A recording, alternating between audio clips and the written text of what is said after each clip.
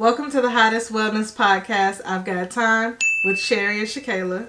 Here we discuss personal growth, relationships, and healing to become aligned with the best version of ourselves. Hey. Hi. What's poppin'? I'm vibing, I'm chilling. How you doing? I'm good. I am due for a nap. I'm thinking about food, per usual. I'm good though. Anxious about my upcoming trip. You guys don't know. I was gonna say for those who don't know. Nobody knows. My grandmother passed and I have to go home to the funeral. For the funeral. What's home? What if this is the first time they listening to this? Virginia, where the real niggas are born. By real niggas, I mean me and a select few. But yeah. Anxious about it. Excited about those shoes, though, that I just got. Yeah, shoes are so cute. Yeah. Well, I'm definitely going to be sending you good energy. You know, give you some Reiki, maybe help calm your nervous system before you go home, because I know how it could be. Yeah. Like, funerals are not a great time, not usually. And people act weird around death, you know? So it's like, what do you do with it? Yeah. Yeah. I'm sorry for your loss, though. I appreciate it. You know, you've been really supporting me and holding a real nigga down. That's good. I'm really glad. You know what? You've been lifting a real nigga up. Okay, period. Words matter. Yeah. I appreciate you. I'm just trying to support you the way you support me, you know? I feel like you do deserve that. And sometimes I have said before I'm a selfish person, but I don't think I'm like necessarily selfish in our relationship, but I be needing more care most of the time. Like, and so when you need that, of course, I always want to show up for you in that way. So, yeah. Thank you. Did you say how you feeling? How you feeling? I said I was vibing and chilling. Oh, yeah. I'm super excited because I get my life reading this week. Hey. I've been talking about this for a few months ago that I was going through this whole spiritual process, but I really wasn't saying what it was. Well, I'm getting initiated at the end of the month, and I'm very excited about this. I feel like, I don't know, a new season is being ushered in. Yeah. Fall equinox is coming up. I'm really excited because I'm going through the process with one of my best friends. Shout out to Rome. Yeah. And I'm just really excited because I'm going to receive a new name. I'm going to find out more about my spiritual purpose, and just to be in a community full of women, black women that are like-minded, that really just, you know, put their relationship with God above everything else, and not in a religious way. And so I'm just really excited about that. Yeah. Super excited. Respect. I guess we can get it off our chest. Is there anything that you wanted to get off your chest this week, or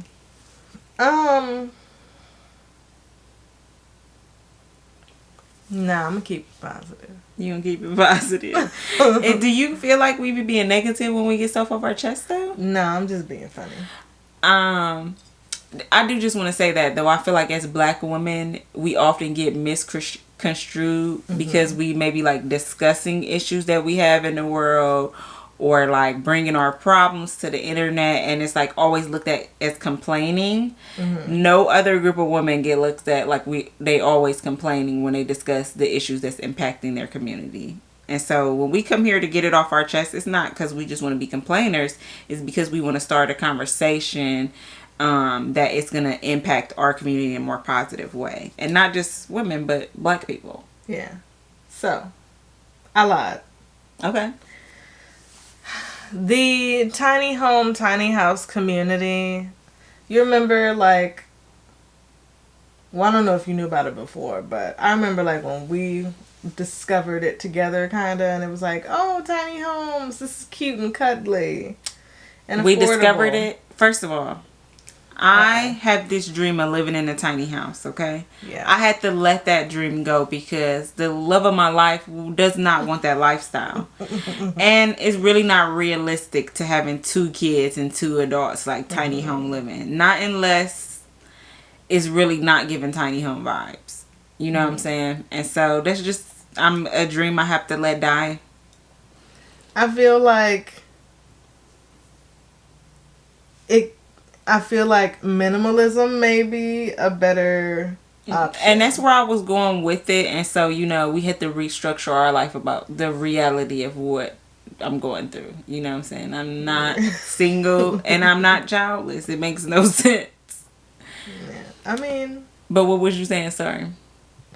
Oh, yeah. So, it's supposed to be an affordable thing, something anybody can do. You can even build your tiny home if you're into that kind of thing. I'm not.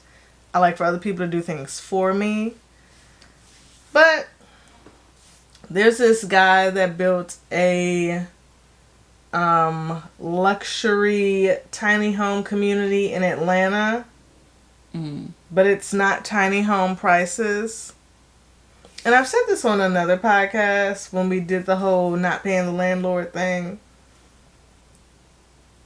Nobody told you to do this to these tiny homes. You build houses, basically. And you're calling them tiny homes because they take up less space. And then you're charging people regular house prices. So how are you making affordable housing and helping your community if people still can't afford these homes? It's definitely the gentrification of minimalism, because the purpose of tiny home is so that you're having less the impact on the environment. And a lot of times it's for families who can't afford a whole house. You know what I'm saying? But most people, it's because they're conscious about their footprint. And so for you to do something and call it luxury, it's literally the whole opposite. Just say it's a small ass house. It's not a tiny home. And then, like you said, what they do is they invest in, they say that it's luxury, that they're using more expensive materials or all this fancy stuff to make the house so great and so skyrise apartment-y. But what you're doing is not only are you taking up space for people who need those tiny homes, but you're creating a larger footprint still. It literally takes the whole thing out of it. It's very annoying, actually. Like, every time there's like a niche market into something, here comes somebody that feels like they can make more money doing it. The purpose is not to make more money, though. Like, yeah. I feel like a tiny home community, number one, it should be affordable because it's tiny homes. And if you're going to make it... I'm just completely thrown off by the fact that somebody took this and made it about money. You're not helping anybody by investing in these things and charging more than they cost. Yeah, it's sick. I mean, if I wanted to pay $3,000 a month for a tiny space, I would live in New York, honey. Come on, no, people was moving to Atlanta because the rent was cheaper, and now it's insane. But that's like everywhere, you know what I'm saying? Like, it's ridiculous. Yeah, like you gotta live in the sticks in order to really get that experience. I mean, it's still way cheaper than living above Georgia, but like, it's no reason for this. Why is there even a fire pit in the middle of the community? Like, come on. What's going on? It makes no sense, but alas, you give a niggas an inch, they gonna take a foot. Ciao. And charge you for it. Okay. It was a few things I wanted to get off my chest this week, but I won't be long. I won't be drawn out like last week. We kind of like had like 30 minutes to get it off our chest last week. It was rough. One, I've been seeing a lot of videos circulate, and it's like non-black people getting into like black Greek culture, but nothing about it is black. There are no black people, We got the Rush girls in Texas. And then I seen a video with some people, random people stepping. I feel like they were Asian majority. Mm-hmm. And was literally stepping. But why was they stepping to SZA? They were I can't even get it out because it's so crazy. Kiss Me More started playing, and I thought I was watching the Disney Channel. I'm gonna leave it at that because I already discussed this in several videos. I personally don't even like to partake in that stuff. It low-key irritates me. So imagine how much irritating it is to see people who are not black doing it. And like, what it is erasure. Y'all think we just are upset because people that's not black is doing it. You think that we're trying to gatekeep just black stuff, and we are, but the point is because you erase black culture while doing these things. You not celebrating black culture at the same time as bringing it over. You bringing it over, gentrifying it, acting like it's something new that you made up, and that's not okay. And they got so excited when they started doing it. And they look a mess. They look a mess. They can't dance. They be off beat. At least if you gonna do it right. It's just disrespectful at this point. Yeah. And I think it was like one black guy on the line. Mm-hmm. I'm trying to, in my mind, I'm racing trying to think of the correct name for what that is called. Because it's not stepping, but I can't think of the name. But either way, what are y'all doing? Why are you doing it to Kiss Me More? Mm. It's just laughable. It's ridiculous.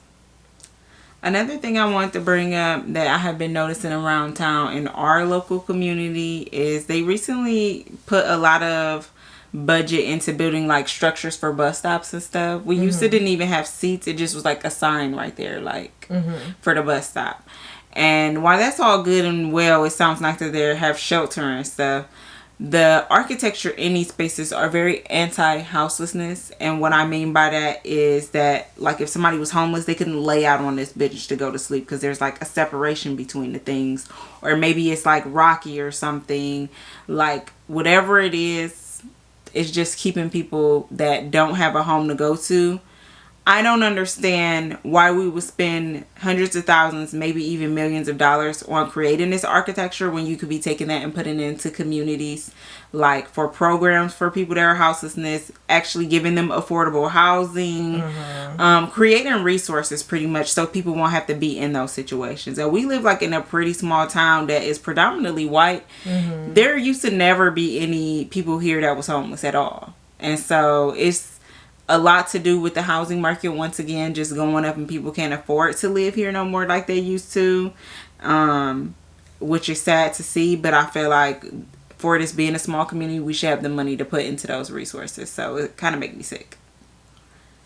Yeah, it's several buildings around here that are, I can't say who owns them, but these buildings could very easily be turned into homeless shelters or buildings specifically to help people. Like, they doing everything they can, like, all around the country to not help people be in a better situation. It's the worst. It's, like, the worst. Like, I actually was talking to my grandma yesterday, and she was saying how, like, somebody she knew that literally had nothing couldn't get food stamps. And I was like, it used to be this hard to get resources. And it's crazy because so many people have money, apparently, according to the internet. So why is this the hardest time ever to get resources? Like, so don't get me started. And they want you to be in a bad situation before they give you help. Like, even getting disability, you got to be out of work for a year in order to get it. Yeah, because, you know, I was thinking about applying for disability just like with me having Crohn's and then mental health issues. I'm like, I want to get disability. I don't want to have to work no more because it literally is hard to work. And that's what they say. You got to be unemployed for a whole year before you can even apply. And then it still takes probably another year to get approved for that. Who can afford to be out of work for a whole year before they get help? Like, why do you want me to have nothing? Like, now I don't even... What's the point of disability? I'm on the street now. Like, what the fuck? Yeah.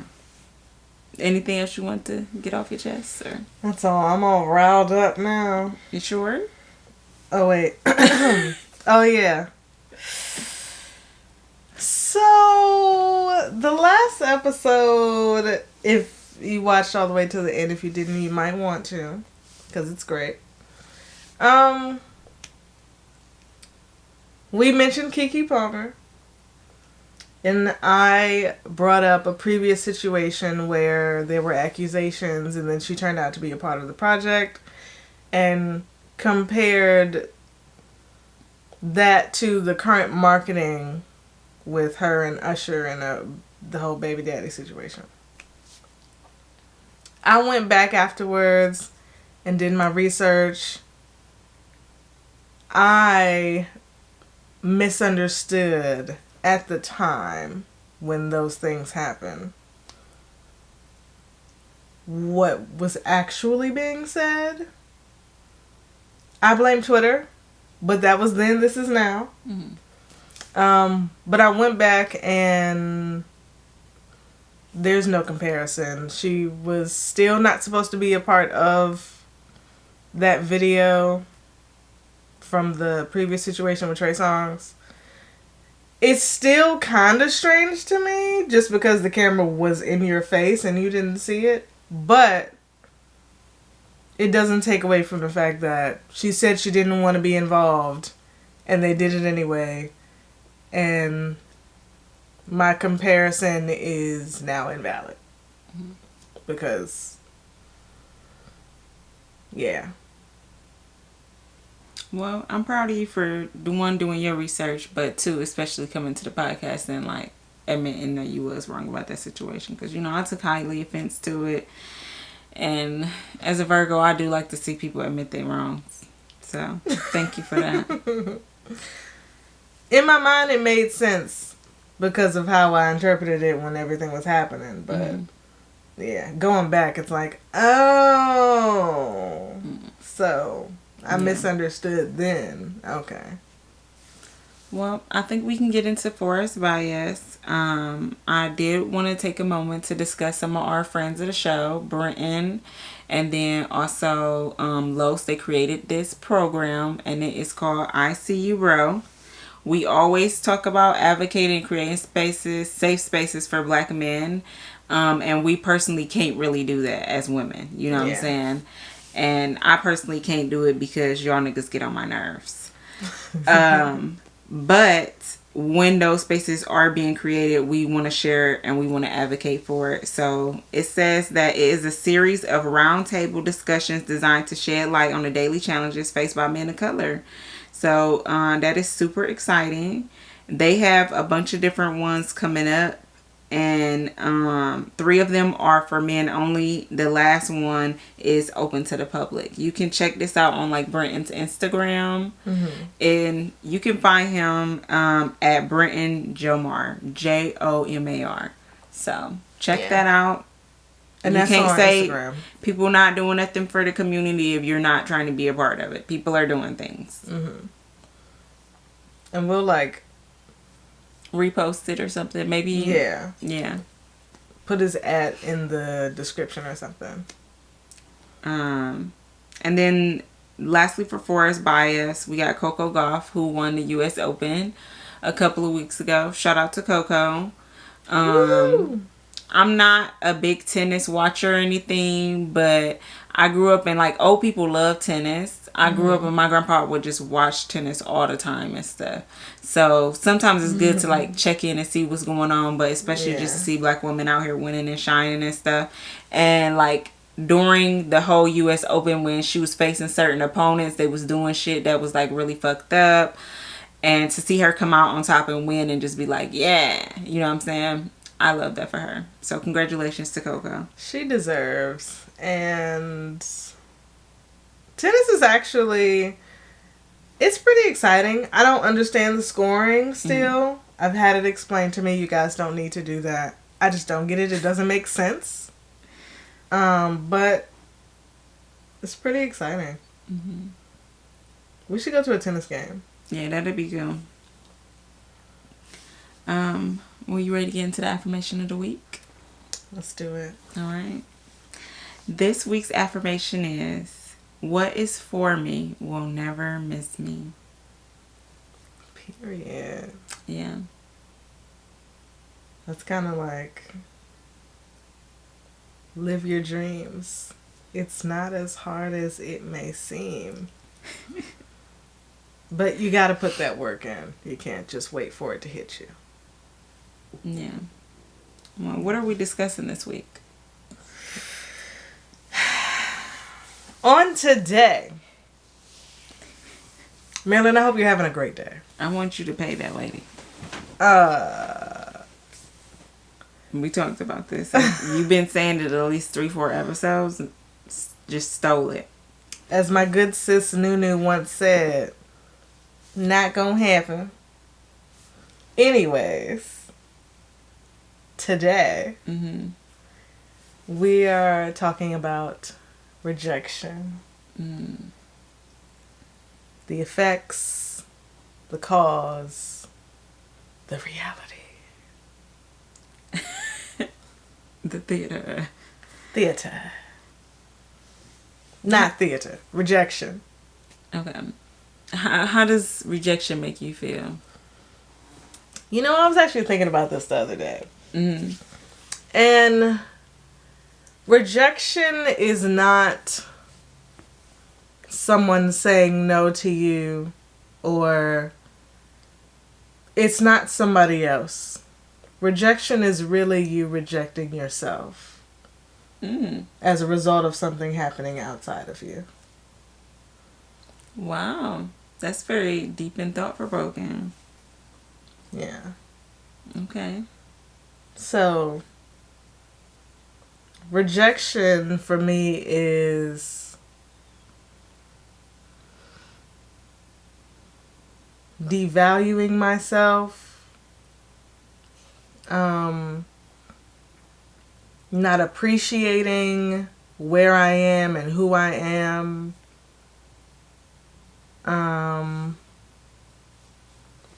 and being insecure.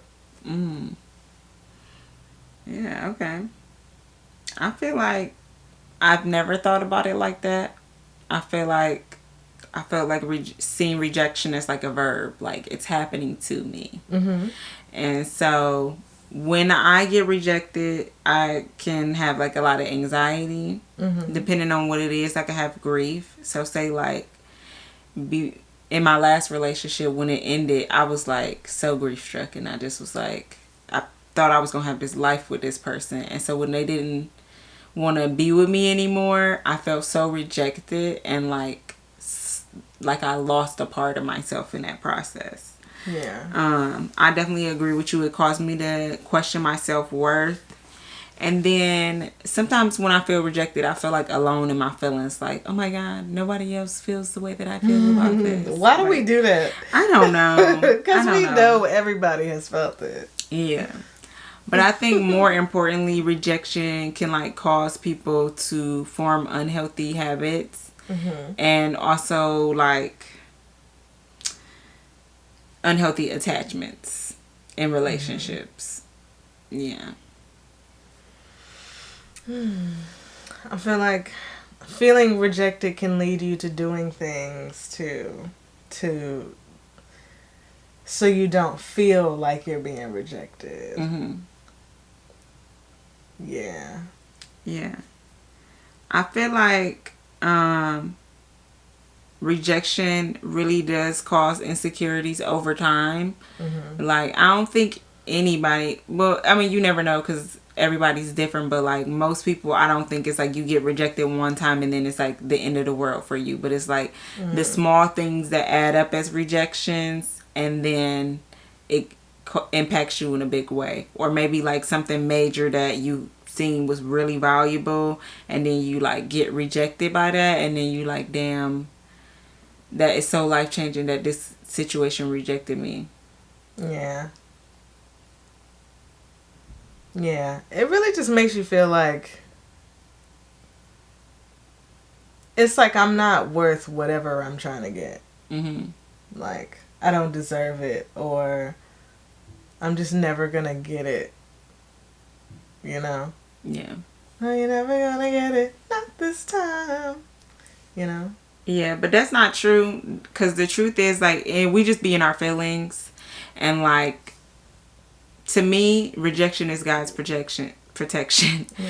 So if something is like really not meant for me, whether it's right now or ever, I need to have acceptance with that and make peace with that, you know what I'm saying? But also understanding that usually there's something better out there for me, you know what I'm saying? And maybe whatever that situation for was not for my highest good. Like, if you trying to get a job in a certain field and you can't get it, like, maybe that's not your purpose, you know what I'm saying? Or if you one of those people that's constantly trying to like get with people and they keep turning you down, like, instead of feeling like you're losing something by not getting with those people, you need to feel like they losing something by not having with something with me. Yeah. And also maybe you just need that time to yourself to build yourself up, so you're not feeling so down and unwanted as a result of people being like, nah. You know what I'm saying? Mm-hmm. Can you name like a time where you felt rejected, or like, is there any area in your life right now that you feel rejected in?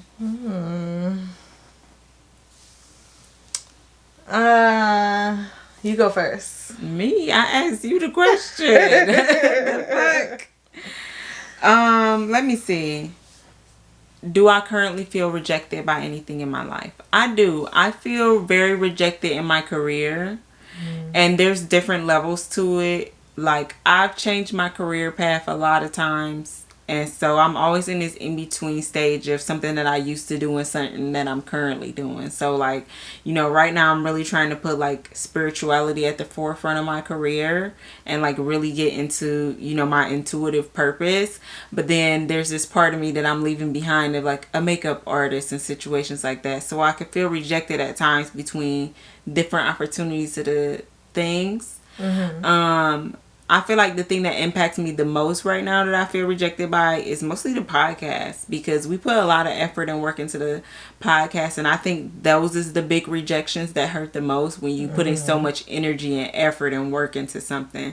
And so, yeah, I feel really rejected, us putting this much work and knowing how good our message is and how helpful it could be to people in our community, and niggas still not listening the way I feel like they should be. Yeah. Like, yeah. That impacts me a lot, because over time it make you want to stop doing it. And if I didn't care so much about what we were doing and what we were talking about and the betterment of ourselves and other people, then I would have been gave up this shit, because I would have been tired of it not taking off. You know what I mean? But that's a major key to how you know if what you're doing is for you or not. If you still have the motivation and passion to keep going and keep doing it, even after being rejected so many times.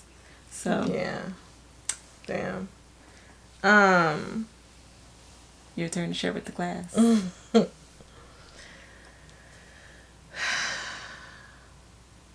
If I'm being extremely honest, I mean, we're pretty close now, so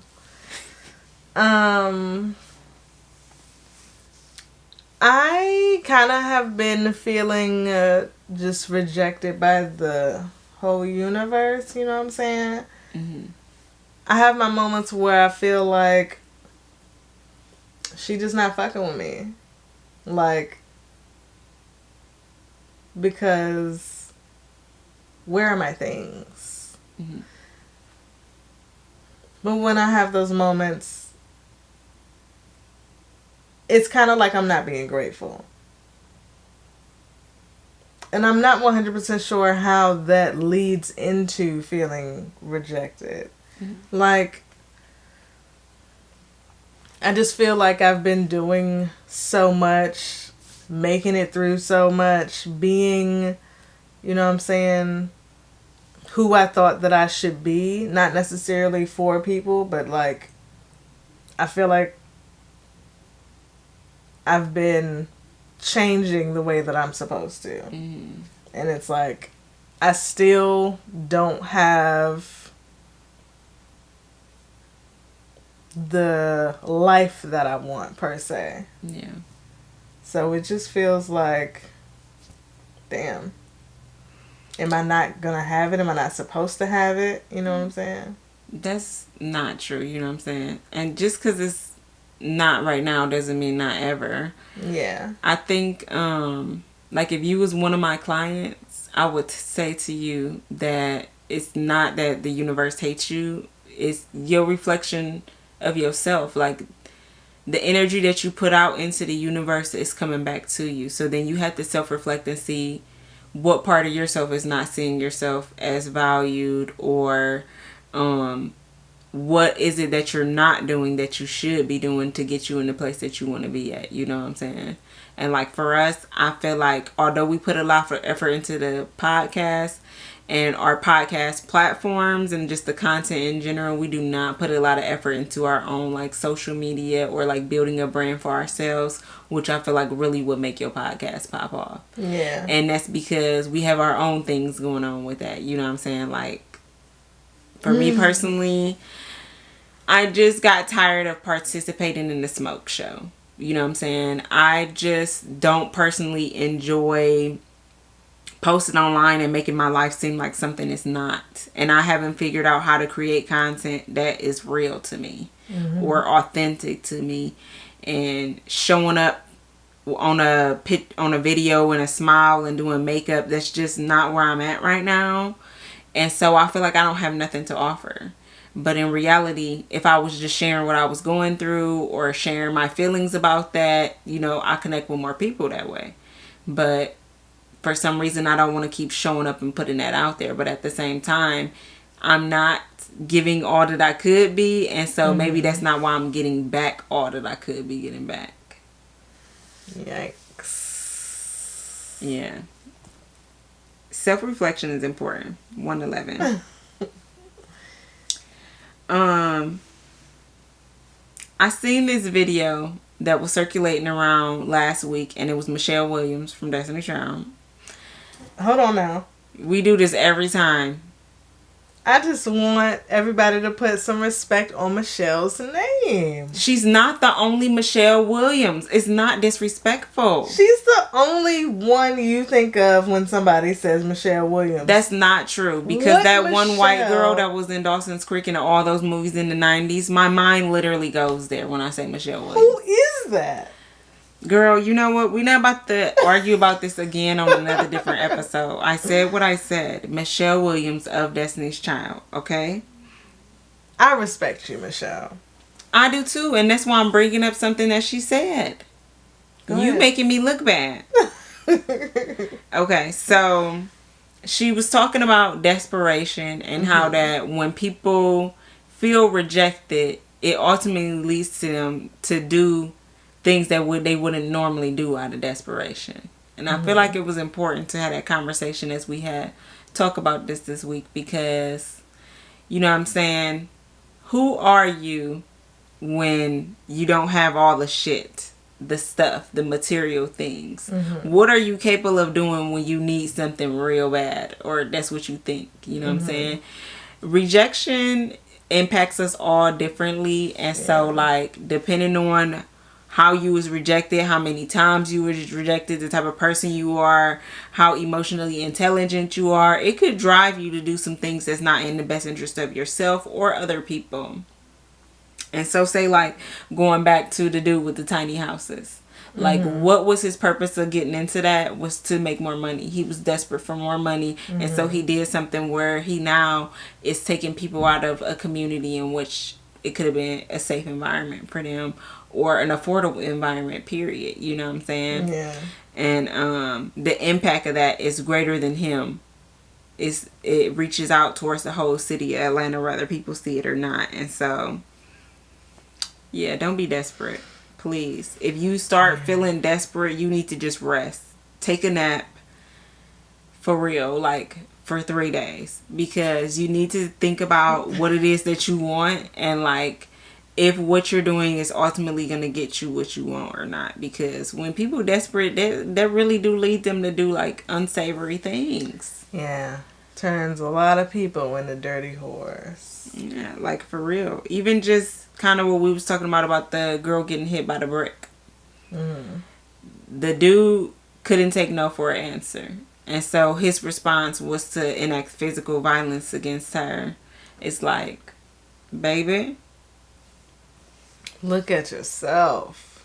I feel like when you're desperate like that, yeah, you just need to really sit down and ask yourself, what do I actually want?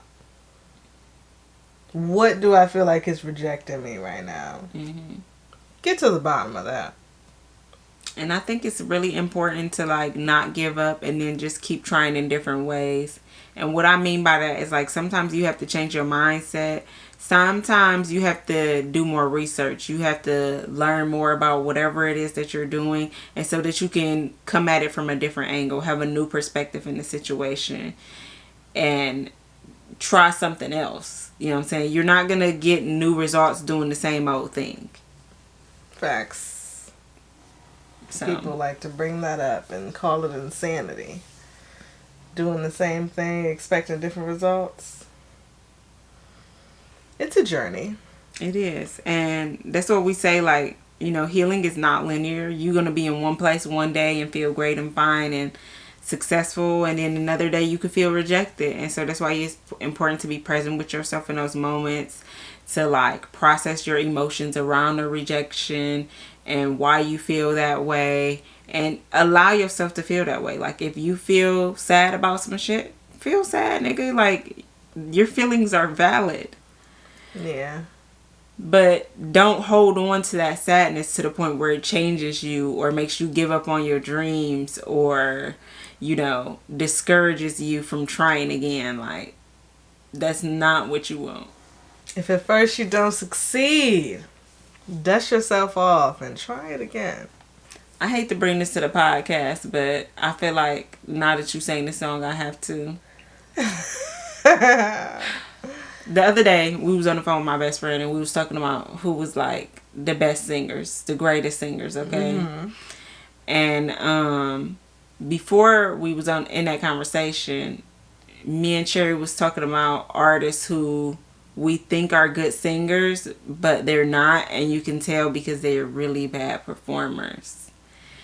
And I don't remember who we was talking about originally, but like some people I could name is like SZA. I love her music, love her down, but she's got to be one of the worst performers I've ever seen. She sounds terrible live. It just is what it is. Okay? The shows don't be good. People say that about Mariah the Scientist, and I'm like, she's just not seasoned enough. Like, she needs vocal training. She needs stage training. You know what I'm saying? But then, I don't know, remember who we was talking about. Who was we talking about? And then you brought up Aaliyah. Well, there was, I think, a TikTok video when somebody was saying, would Beyonce be Beyonce if TLC was still stayed around, if Aaliyah was still alive, stuff like that. And I said, yeah, basically Aaliyah wouldn't have been no competition for Beyonce. And I was like, what are you talking about? Aaliyah was so amazing. She was so great. And baby, I had to pull up the YouTube because I didn't believe it for myself. And when I tell you, it was very much giving SZA, very much giving Mariah the Scientist, I was devastated. I understand the hype behind Aaliyah, but I think that it's about her impact and what people thought that she represented. She was representation for a lot of people. She was what was I saying? Representation. She was representation for me personally. I was an Aaliyah stan, but that doesn't take away from the facts. She was not a good performer, and she would not have this huge impact on music the way that Beyonce does, because Beyonce is more than impact. It's talent all the way through. And that's not to say Aaliyah wasn't talented. She was very talented, but not a good performer.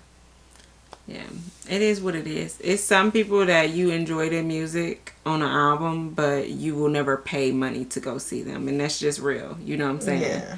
Like, it is what it is, and everybody has their different things. You know what I'm saying? It's based off of our opinion. I'm not saying that you don't think SZA's a great performer or whatever, but like, it is what it is. Yeah. I'm sorry, girl. Yeah, she definitely still would have been big and impactful because she was big and impactful when she was here. Mm-hmm. And she was just getting started. I mean, really, she was just starting to really go up, like, for real. Definitely would have a better acting career. But, you know. Not you mumbling and fumbling. Just saying.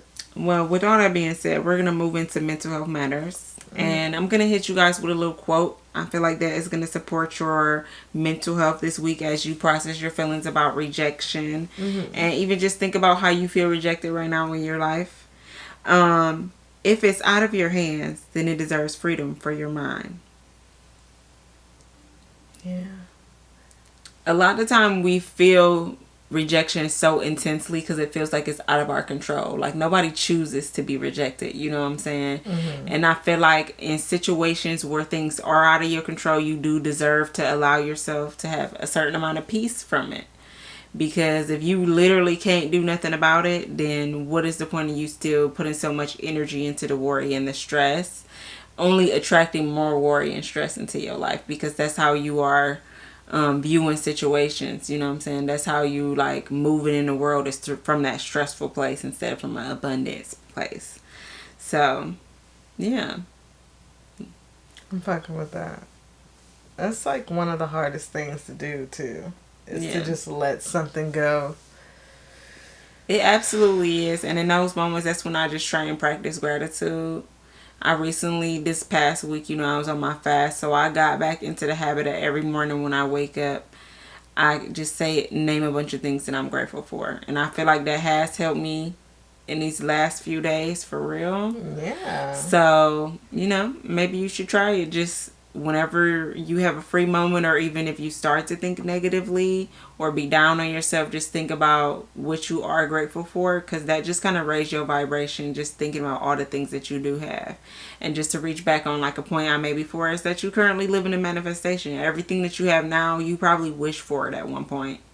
You know what I'm saying? Or else you wouldn't have had it. You wouldn't have made the moves to get it. Even if it's small as where you live at, even if it's as small as buying a couch for your place, like, find something to be appreciative of. Yeah. Even those jobs we be complaining about and wish we didn't have, at one point we was thirsty to get it. So there's something to be grateful for.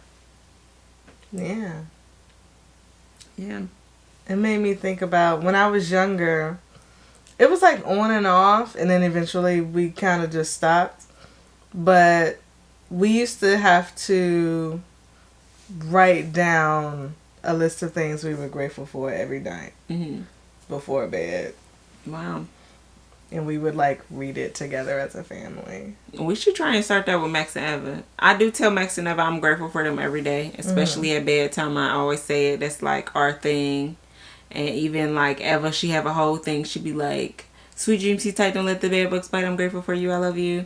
Good night." Yeah. Like, she have a whole thing that she say every night. And I just feel like proud when she say like, "I'm grateful for you." But I don't think that they really take the time to think about the things they actually grateful for. Even though they're saying it, it's the difference between saying it and living through that gratitude, like, for sure. But that's why you gotta raise them up young, start them young, so that then when they in their 20s, they have these practices naturally. And because things gonna happen in life, so at least they had that to fall back on. You know what I'm saying? Yeah. It was cool though. It was annoying at the time, obviously, because why am I doing this? I can't think of nothing. But it's a good practice to start. Yeah. And now I have an alarm that goes off on my phone every day just to remind me to say thank you. Love that. You do have that. Well, we can move into Reel It In. Reel it in. I wanted to bring up a show that I binged to high hell, and it's like, I do not like to watch TV for real, but when I find me a show, I'm gonna binge it. Okay. And I'm gonna finish it as quick as possible. Like this week I've been watching The Parkers. And I don't know if you didn't watch The Parkers, but that show is so funny. That is cute. We're the Parkers. Dang, mama. And so like those little things just brighten up my life. Like those things make me so happy. And so I started watching a show on Stars. It's called Blind Spotting. And this show's not for everybody because there's a lot of singing and like poetry going on. And so everybody doesn't like that. But it is a very, to me, art forward show. There's a lot of interpretive dancing happening at like all times. The poetry, the music of it. I'm gonna watch it again because I don't double watch. I'm really surprised that you are so into the theater of it all, because this is theater. First of all, I love Glee. This is like a step up from Glee because Glee is like covers and this is like original songs and poetry and stuff. I just didn't take you as someone that was into this type of art. Well, the thing that really pulled me in on the show is because, first of all, it takes place in Oakland. And it's very much about the culture of Oakland. I have never been there. There's a bunch of people that I know from there. And they're really like pride like in a city. And so that was really cool to me to see them celebrate and also educate about that. Secondly, this show it really shines a light on mass incarceration and what that is like. I feel like from both the position of somebody holding somebody down in jail and also the person that's incarcerated. But they did it in a way that just was so good and like so honest and real. I love this show. I love it, like, for real. And it's one of those shows where it has a storyline too, so it's not like totally predictable or anything like that. I mean, I really enjoyed it. Did you like watching it with me? I mean, you didn't watch the full thing, but yeah, it's a good show. I'm into it. Really? Yeah. I thought you wasn't gonna be into it because of the poetry and stuff, for real. Poetry does throw me. I feel like that's the one art form that's like, can you get me out of here? I think because I have different standards for poetry. And people are so quick to just praise any type of poetry. And it's like, this is not good. Damn. I'm sad to hear you say that. I love poetry. I love spoken word. I remember the first time that I did like a spoken word thing. And I was like so nervous and so scared. And like the crowd was so like well receiving and what it... I don't know. It's something therapeutic. Because everybody, not everybody, but you should if you don't write, you know what I'm saying, your feelings and stuff like that. And when you could turn that into an art and share that with people who have had that same experience with you, is something so powerful about that. I love poetry. I once wanted to release a book of poems, but I decided not to because I didn't want to share it with the world. But I love that. Shout out to my friend Bianca, by the way, because she has, I think, like 3 poetry books. And they're all very black. One of them is called Dear Daughter. There's Dear Black People. And she has one more. I just can't think of what it is. But anyways, my friend's a writer. You guys should check her out. We're going to link her below. And we go tag her this week because shout out. Okay? Shout out. Love you, B. We should put a link to all of her books. Yeah, you can find them on Amazon. Yeah. And you won't be disappointed, so love that. Yeah, but definitely check out Blind Spotting for real. Yeah. Did you have anything this week? For real and in? Yeah. I kind of just want to bring up this musical. It's called Dicks, right? That Meg Thee Stallion is in. I saw the trailer for it a couple months ago, but I wasn't sure what it was then because it looked like it was just something random that they did and just decided to put out. But then she posted about it. I'm still not clear on whether or not this is a movie, a short film, a series, something just some creative people put together. I'm not sure what it is, but it's a musical.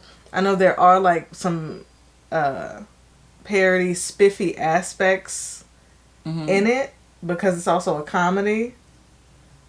Yeah, I don't know. I only seen the trailer on Meg Thee Stallion's page, and I really wasn't interested.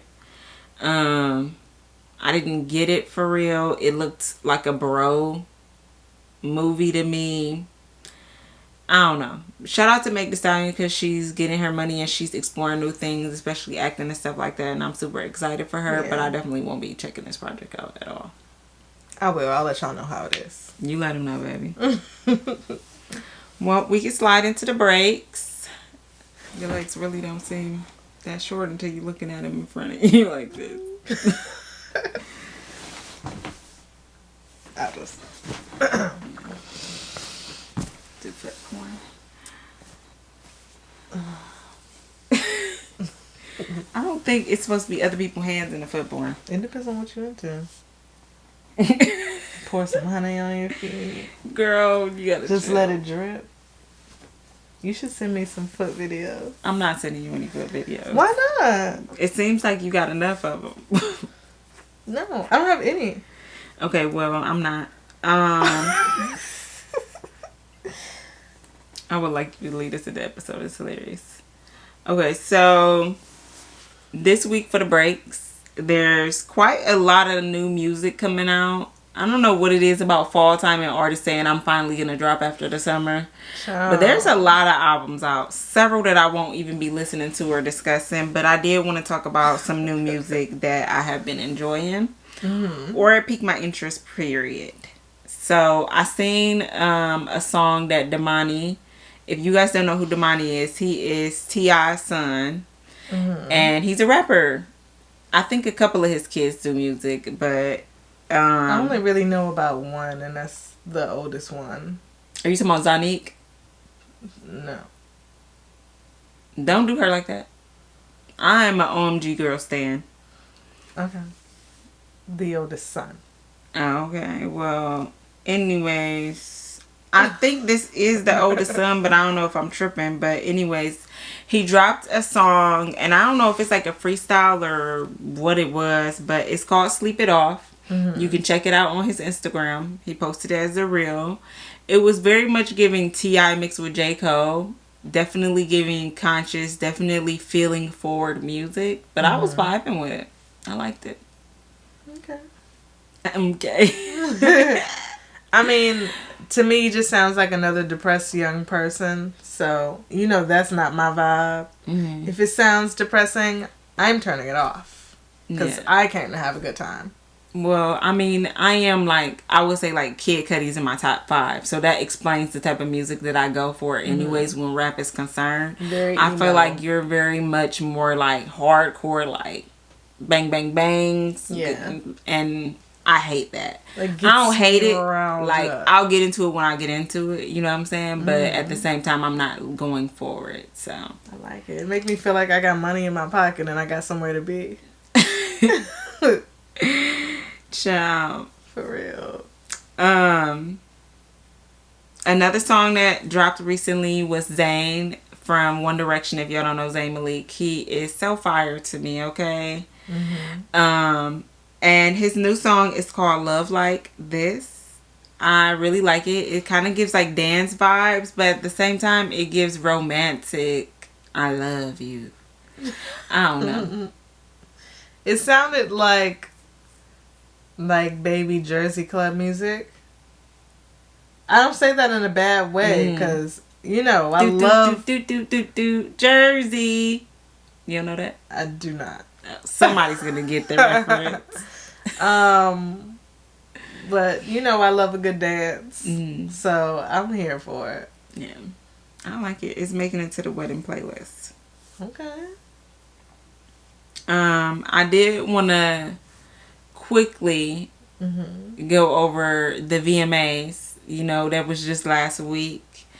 I really wanted to talk about that the Nicki Minaj Last Time I Saw You is starting to grow on me. I still haven't listened to that song. I'm avoiding it at all costs. But she did premiere a new song on the VMAs, and it was giving everything I needed to give, and I'm really thirsty for Pink Friday 2 to drop. Yeah. I want her to just not mention her husband at all in the album. I don't want to see him in no videos. It was bad enough we had to see him over the weekend looking for Offset in the streets. Sir, you're about 50 years old. I'm going to need you to go home to your family. You literally have a child to raise. It's getting ridiculous at this point. Was there any moments from the VMAs that like really got you excited, or how did you feel about them this year? I'm always excited to see Nicki. I am a Barb on the low level because it's gotten intense and I'm not there in my life anymore. You paying the bottom tier. Yeah. Yeah, because there's certain things I'm just not going to bat for and I'm not going to argue about. Yeah. I stand. I'm ready for the album. I'm glad that she gave us something that's not singy. Mm-hmm. So we can get excited about that.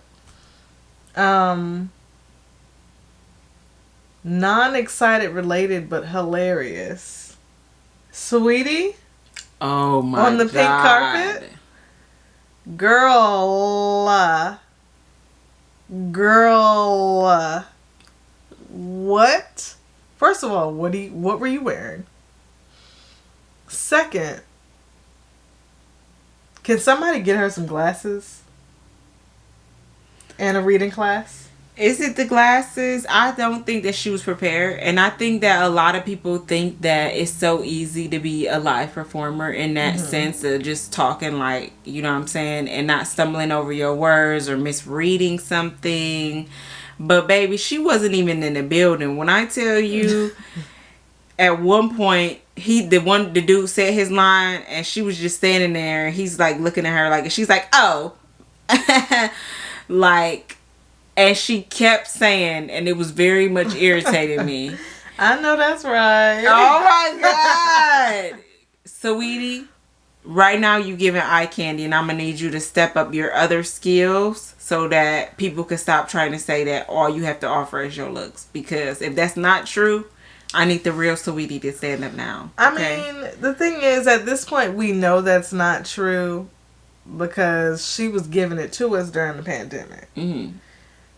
And honestly, her on the pink carpet, this isn't new behavior for her in a position like this. I feel like whoever is booking her things like this, you need to stop. Because that's just not her strong suit. She's not somebody that came here to talk. She's not a talker. I don't know. I just feel like her music was cool in the pandemic, but as far as like lyrically and the content of her music, she can't really like compete with all of the other female artists that are out right now because we're giving it to them good. They're doing their thing. They killing every man in the game, honestly, in my opinion. I don't even need to listen to male rap no more because the women are fucking slaying so hard. So, you know, that's just that. I did want to say that I was super enthused about Shakira's performance. Shakira is who people act like J-Lo is. Okay, she really could sing. The body rolling is hypnotic. It's hypnotic. Yes, it literally is. And she's an amazing artist and performer. And whatever she was in trouble for, I hope she didn't do that. But shout out to her at the VMAs this year. Was that it? Just taxes? As far as I know, she was not paying her taxes. Oh, it was some other stuff going on that you probably don't know about. Yeah. Oh, yeah. It was some music getting stolen. I don't know. But, you know, they love doing that. Shout out to Cadillac Records. Or even the Dream Girls. But yeah, I was excited to see that. I was excited to see Nicki Minaj perform Itty Bitty Piggy. And I really like how she transitioned into a Millie with Lil Wayne. That was a moment. Wayne is everywhere right now. I ain't got much to say about him. Okay. But yeah, that was cool. Any new music that you like been into this week? Or I just remembered Scarlett dropped a song called No Statements. And it's everything I needed. You know, like you just said, I'm a hardcore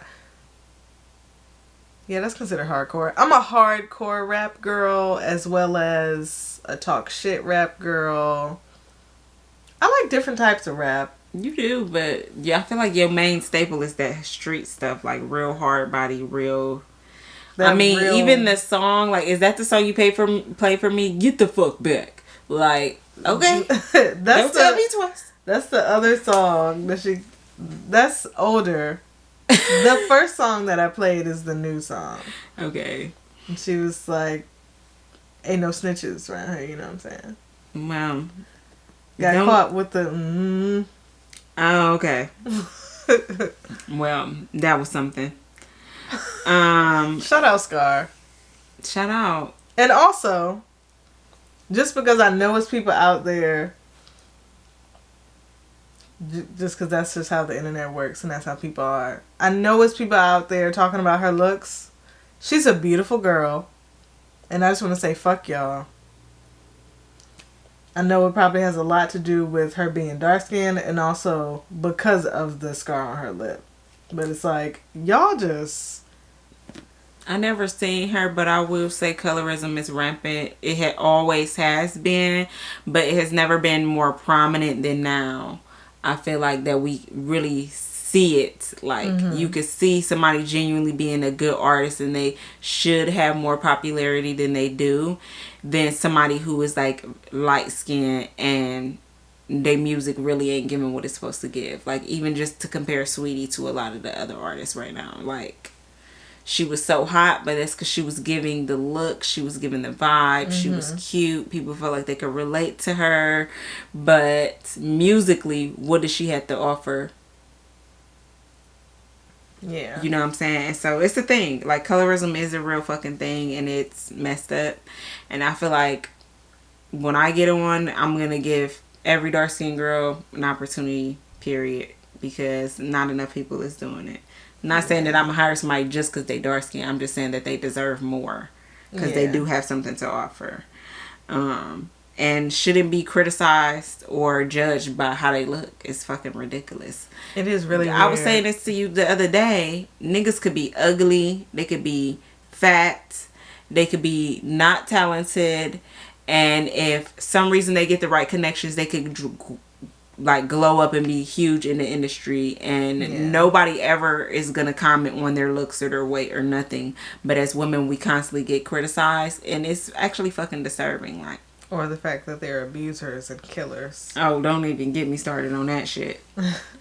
The amount of people that literally have charges or something and like they still keep getting put at the forefront. Like, hate to bring this back up, but at the MTV VMAs, it was at one point where Chris Brown had won an award and then they had panned the camera to like Selena Gomez and she was like, and I was like, yeah, me too, the fuck. And I want to know why is Chris Brown still getting invited to award shows? Y'all niggas piss me off. I don't want to hear nothing, not one excuse. Why, and why? Y'all say y'all care about black women. Y'all say y'all care about women's safety, but then y'all keep promoting artists who promote the exact opposite of that. Please stop. All right. Not to mention the niggas are colorists, but and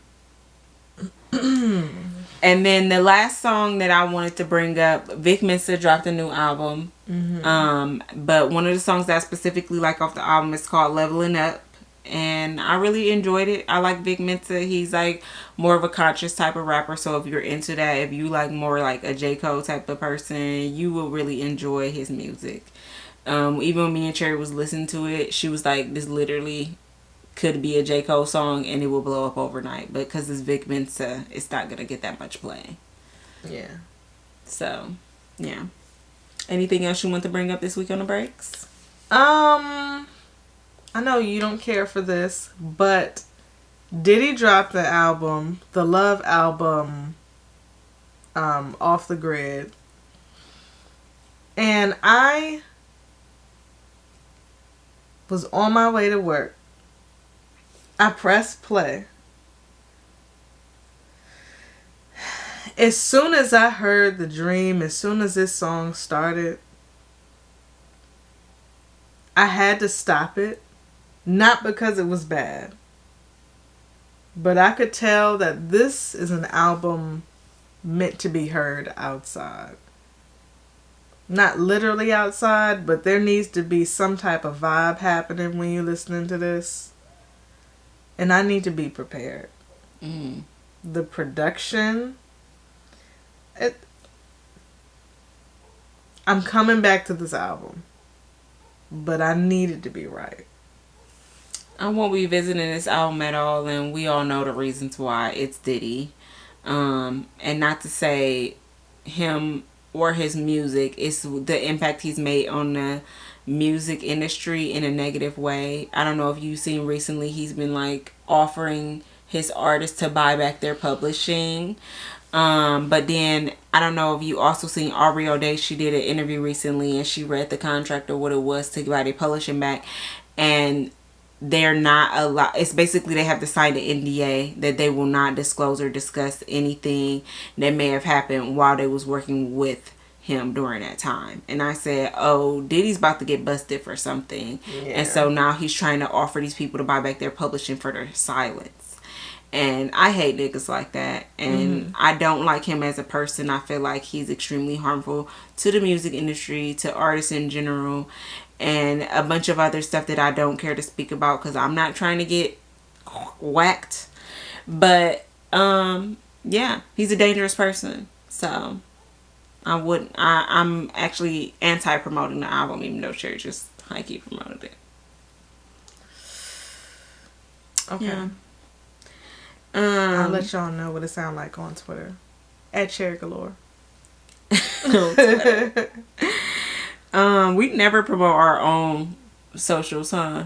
I really don't post except on my story. So it's like if you're a story watcher, follow me on Instagram at Karmic Side Gal because I post on my story pretty much every day.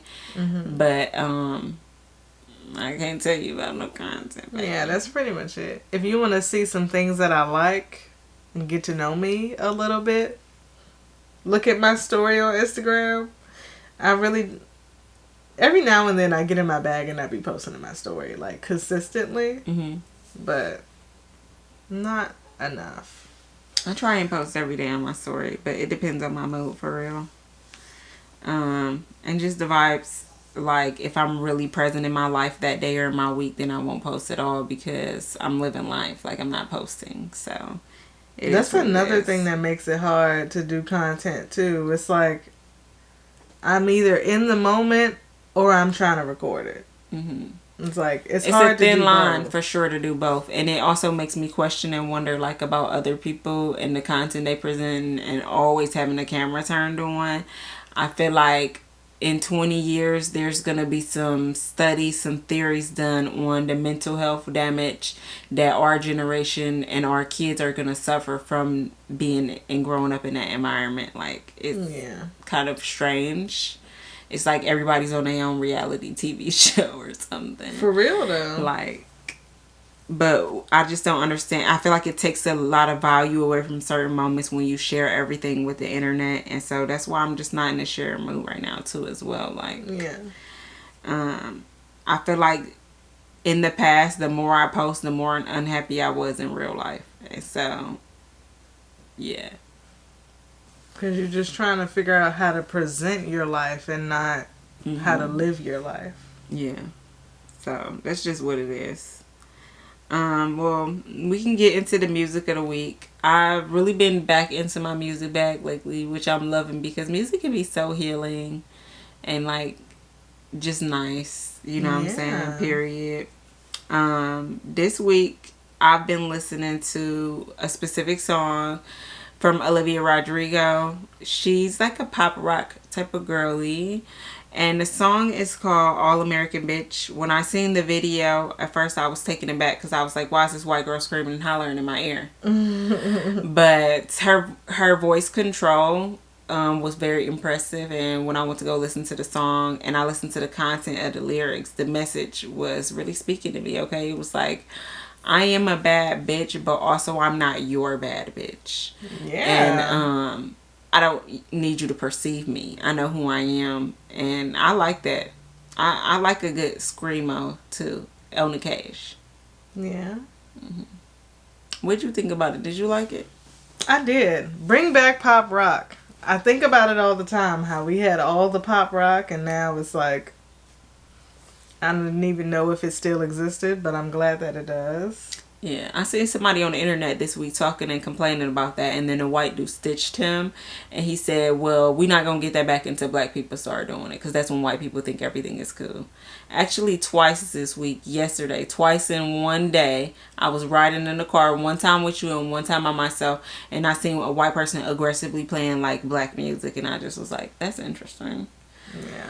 I want people to share and celebrate in our music, but it bothers me because then in a couple years when they're over it, because it's not a trend anymore, they start talking shit about our community or our culture, and it's like it never was made for you anyways.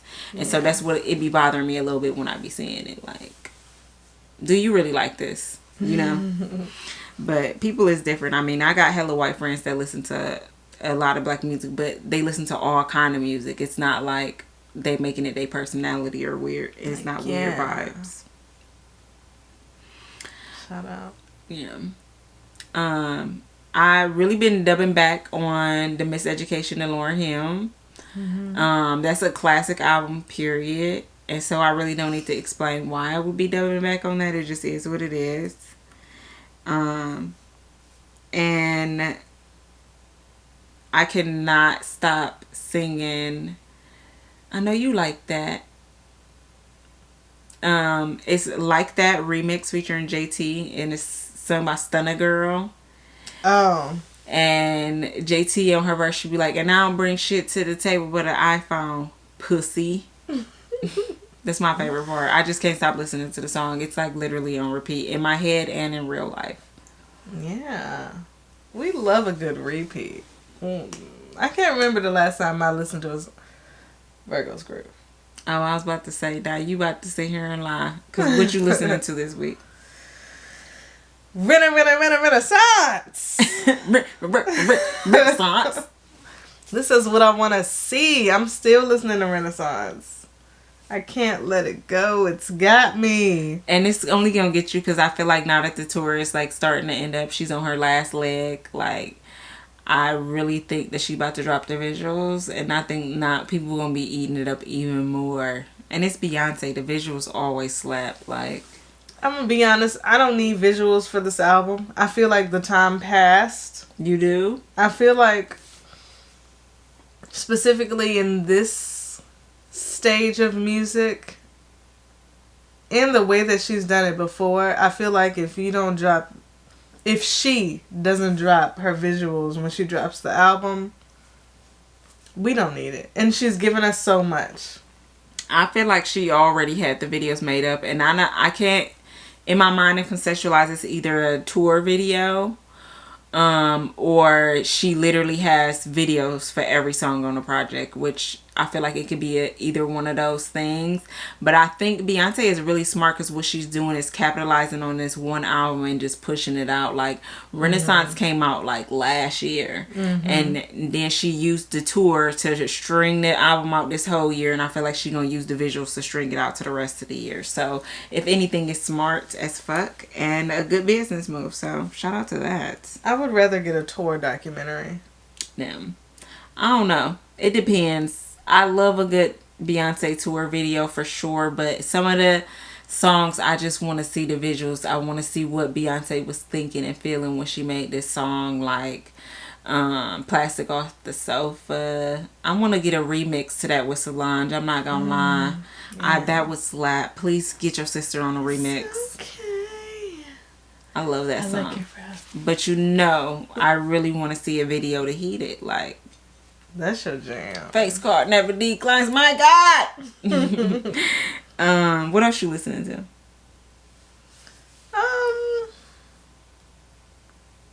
I feel like I haven't really listened to music like that this week. Outside of Renaissance. I mean, Hood Hottest Princess is still a vibe. I was listening to that the other night. Might be controversial. Album of the year. Damn, really? That's crazy. I really like the album too. I'm not gonna lie. I'm definitely still playing it. The songs is getting me. Hellcat SRTs. She just dropped a remix with Lil Durk.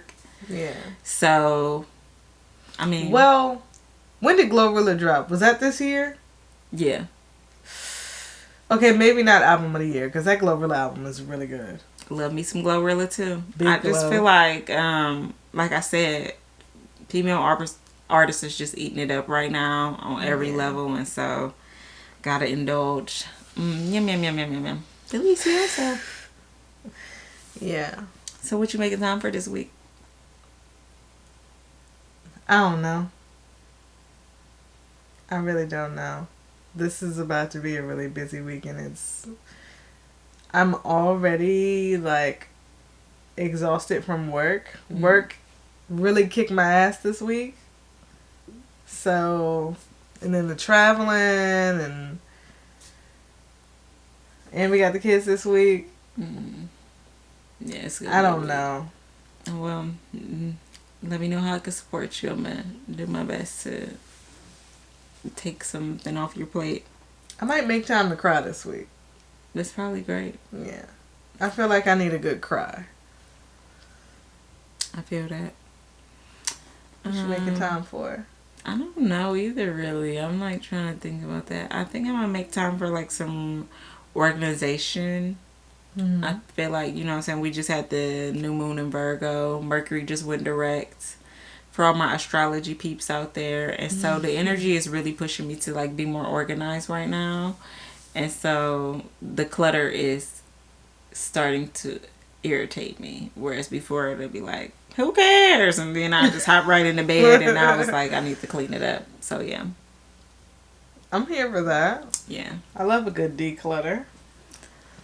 So I guess without further ado, I've got time.